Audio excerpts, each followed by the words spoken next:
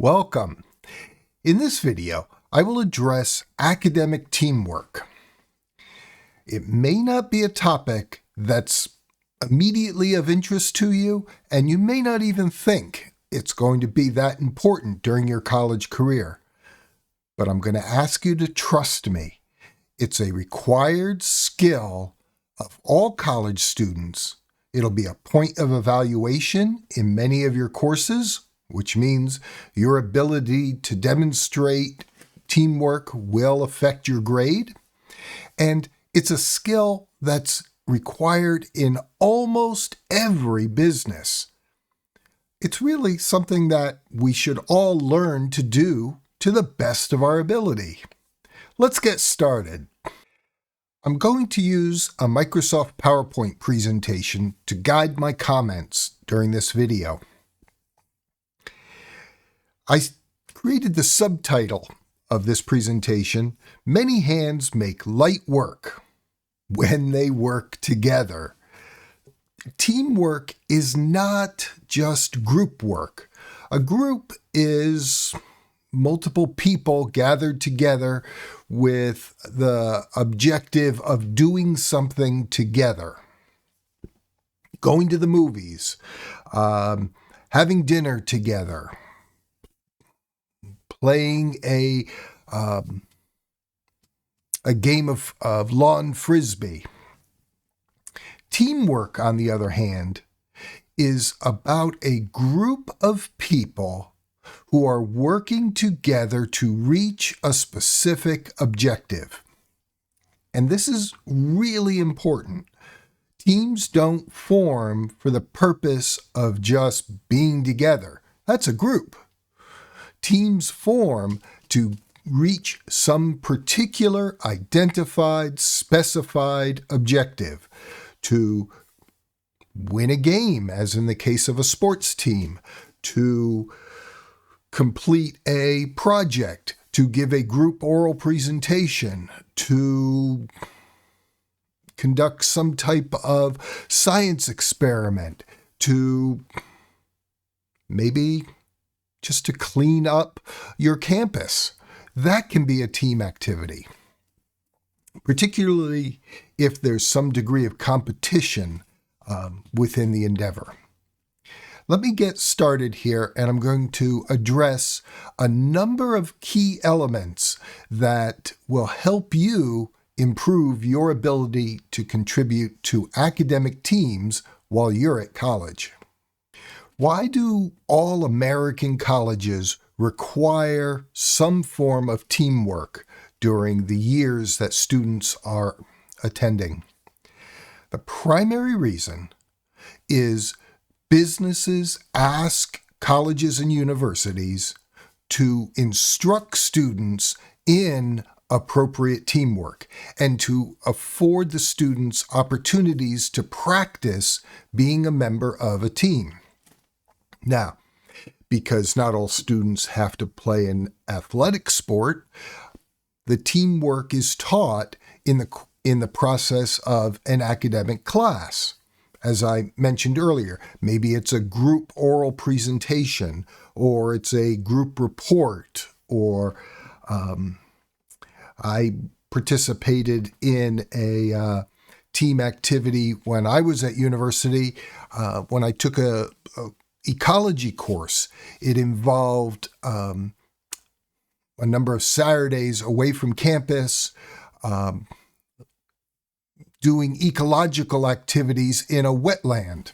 And we were grouped into teams of 3 and 4 with specific objectives to pursue research in different animals and plants.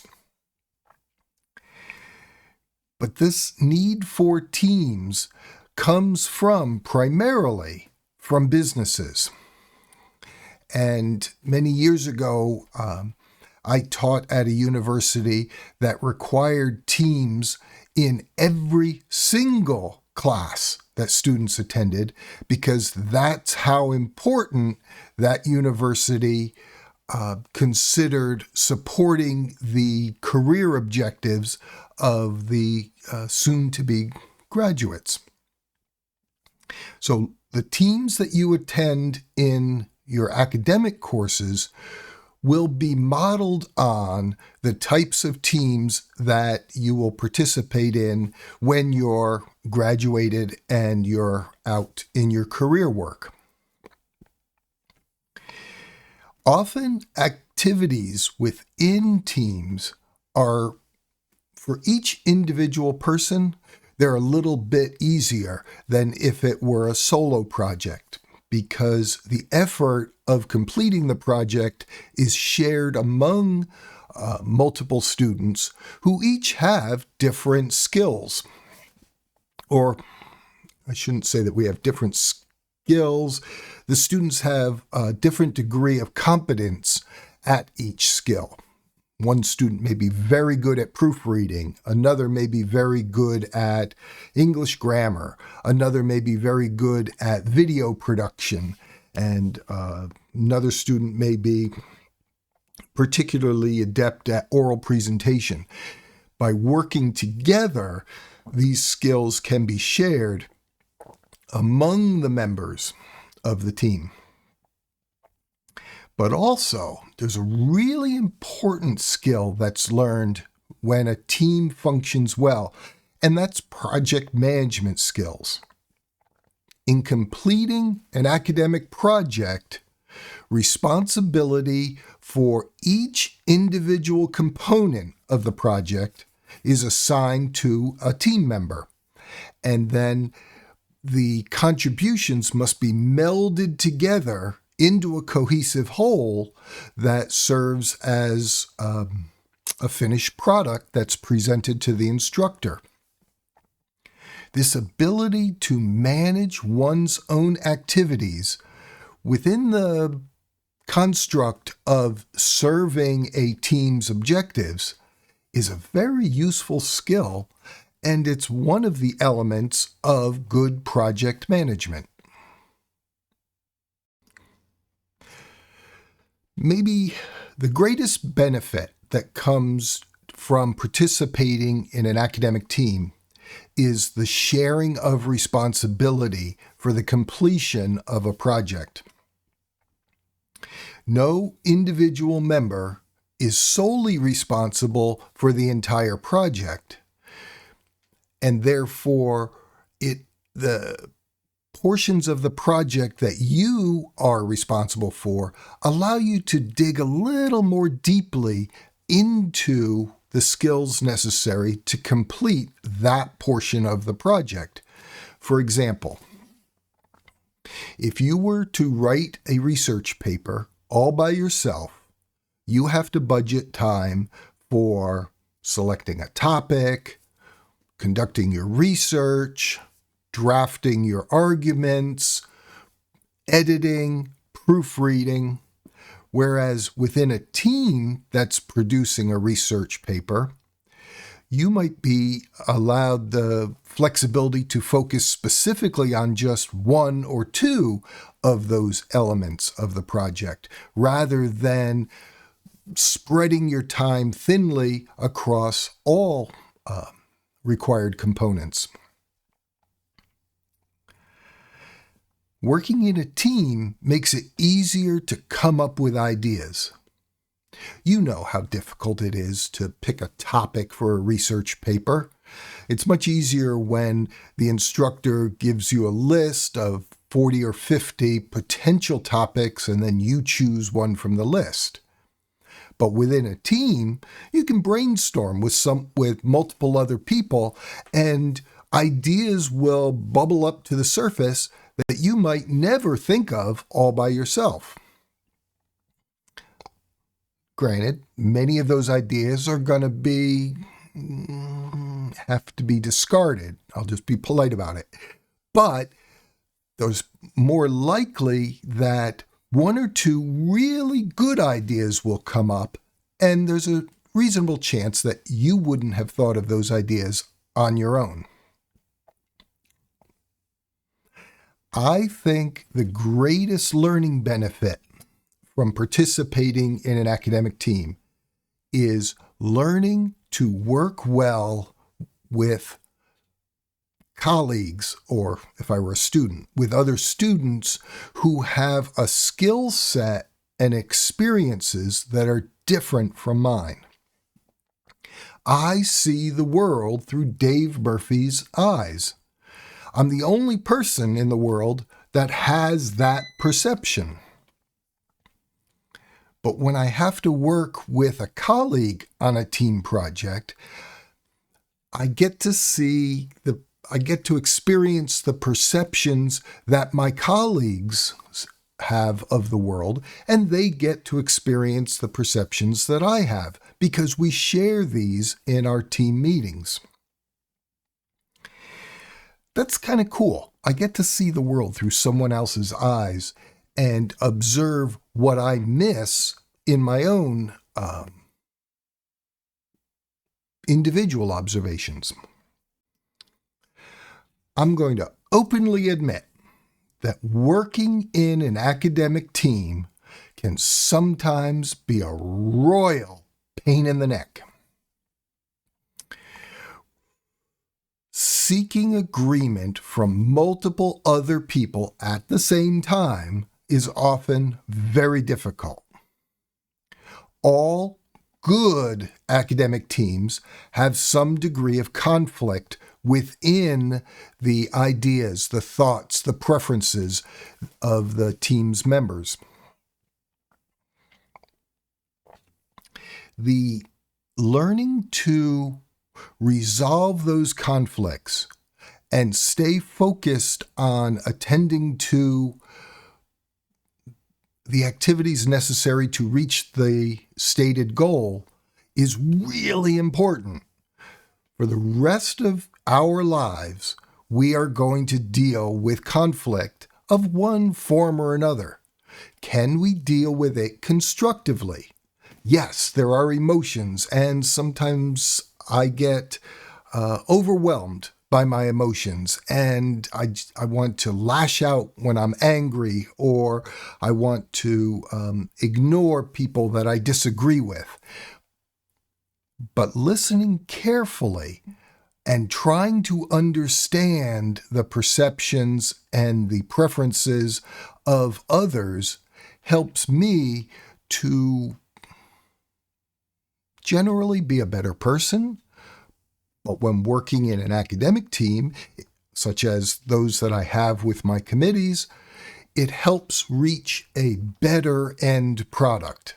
And that's really the goal. The goal is to finish the project to the best of the team's ability, and maybe along the way,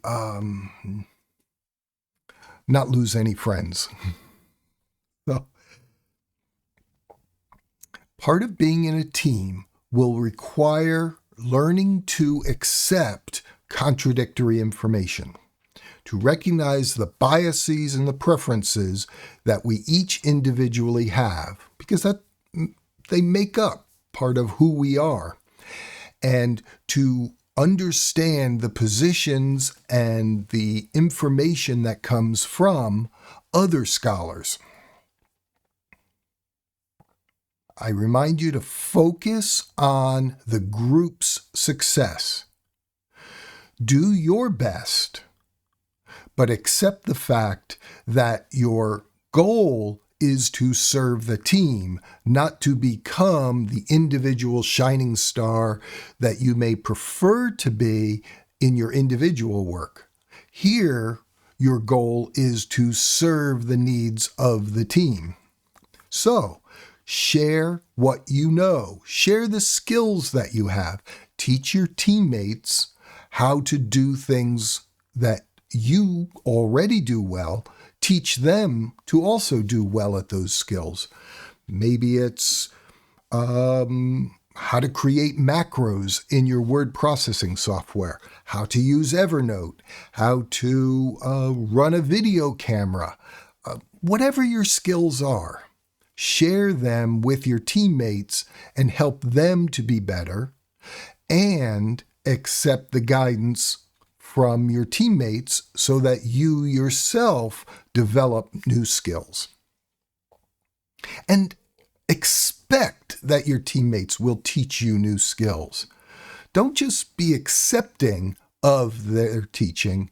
Expect them, encourage them to teach you what they know and what they're able to do well. There are some personal benefits to being part of an academic team.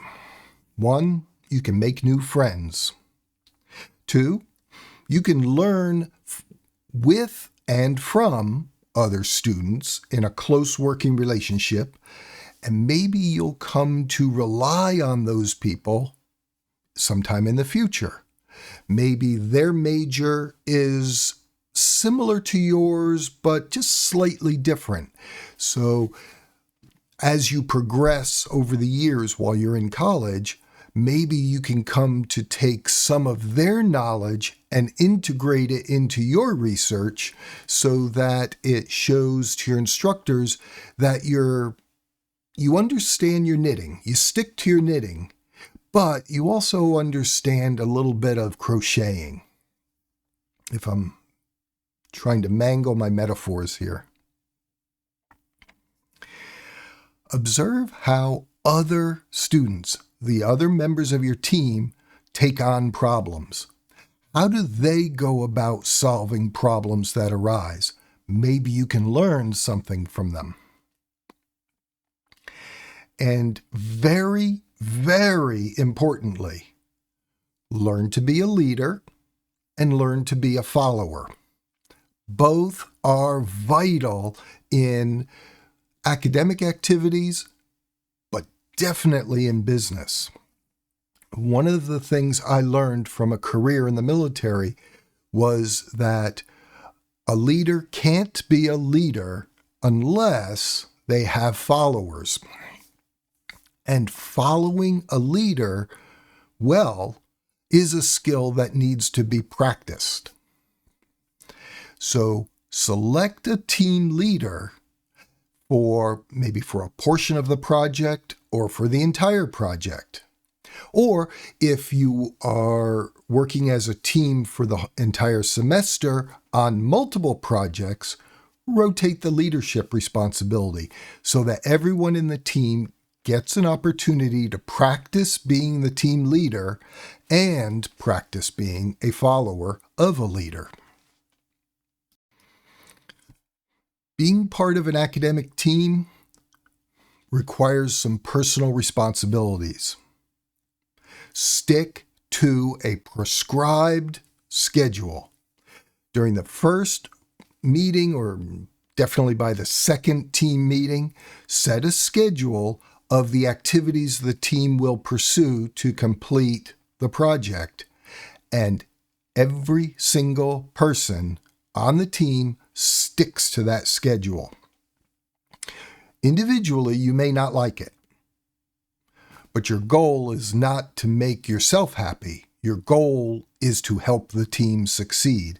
So this requires setting aside maybe a little bit of ego or a little bit of preference.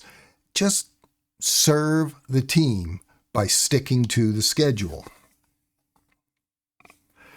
Share what you know, share what you can do well, and expect your teammates to do the same for you. When your team does well, do not accept the credit for yourself. The credit goes to the team. The team succeeded. And conversely, if the team does not succeed, it's not all your fault. It's also partially your fault. So let's be honest about this. The team wins together, the team doesn't win together. Expect every member of the team to make a fair, honest contribution. It may come that you have to invest more hours of work in making the team succeed than other members of your team, but that doesn't mean they didn't make a fair contribution. Effort is not always measured solely by duration. On the other hand, if you have a team member who's recalcitrant in participating or is not keeping to their commitment to the team, let your team leader know, and the team leader should immediately inform the instructor. I have watched, I can honestly say hundreds, but there have been multiple teams in classes I've taught. I can probably say, honestly, more than 1,000 student teams in my career. Some of them have had members who really, in all fair judgment on my part, did not contribute fully or appropriately to the team activities. It's my responsibility as the professor to choose how I will evaluate the team and the individual members of the team. Your job as a member of the team is to encourage your fellow students to contribute, to hold their feet to the fire, remind them of the agreed upon schedule, encourage them to fully participate. But when they don't, or not when they don't, but if they don't, then let the instructor know. The instructor is probably free to assign an earned grade to the team and a lower grade to a team member who did not appropriately meet their commitment to the team. This is not something that's worth arguing over within the team. Just be straight with each team member. Expect them to do what they said they would, what they agreed to do. And when they don't do that, tell the team leader. And if the team leader thinks it's appropriate, the leader will inform the instructor. Being part of an academic team will occur during your college career. It's something that I encourage you to look forward to. It can be extremely rewarding. And in the many hundreds of teams that I've observed in my teaching career, I've seen a few of them kind of implode and not succeed. But I've seen the vast majority do really well. And the students came out of the group exercises feeling a greater confidence in their own abilities because they had to learn new skills. They had to learn to share with other students. And all students have told me that they would recommend that learning and academic teams be incorporated in future classes. I've never had a significant amount of advice from students saying these teams are absolutely worthless, drop them from the course. I have had students tell me that they didn't like the team activity, but the students couldn't honestly say that they didn't find the team activities beneficial to their learning. Now look, I've shared in prior videos that I don't particularly like writing, and you may not either, but we have to write research papers during college, and we have lots of other writing assignments. We may not like these activities, but we recognize the value in practicing the skills necessary to complete those assignments. Look at academic teams the same way. Participating in a team lets you practice skills that you will find valuable for the rest of your life. I wish you the very best in all of your academic team activities, and I look forward to seeing you in a future video. Bye for now.